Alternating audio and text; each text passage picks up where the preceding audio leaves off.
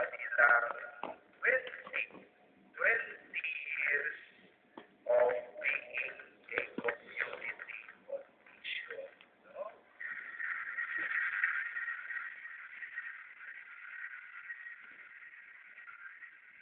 At sa ngalan din po ni Father Aripio at ni Father Resty na amin pong talagang may hawak ng Sambuhay TV Mass sa pamagitan po ng ating isang ito, we would like to greet yung pong ating mga overseas Filipino workers sa iba't ibang papalo ng ating mundo who have faithfully tuned in to us sa pamamagitan ng technology ng cyberspace.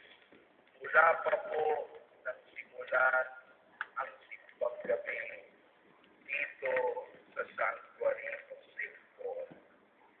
Merry Christmas din po sa inyo. Away from home, may the spirit of Christmas be in your hearts.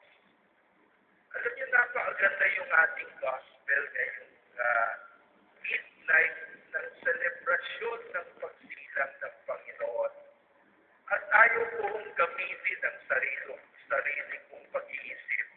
Kasi alam niyo, one of the grace of God na binigay po sa atin sa taong ito, Year of Faith, is that itong taong ito, ipinalabas po ni Pope Benedict XVI ang ikatlo at huling bahagi ng kanyang sulat na Jesus Christ.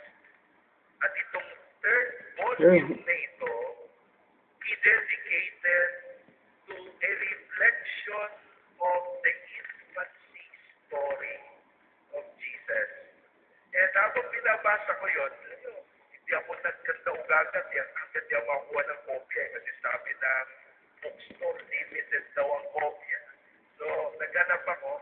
Sabi ko, ganda ng pagkaka-explain ni Holy Father about the beauty of the Christmas story that Father Dave has just proclaimed among us.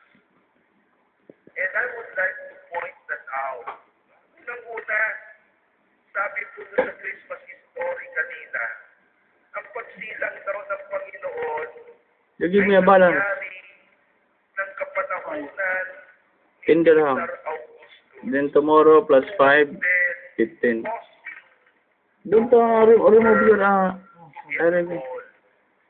Sabi ni Pope Benedict, itong ganitong pasimula ng Ebanghelyo ni San Lucas ay hindi lamang pamamaraan ni San Lucas upang ipahayag sa atin sa anong mga panahon isinilang si Jesus. Kung hindi, Benedict says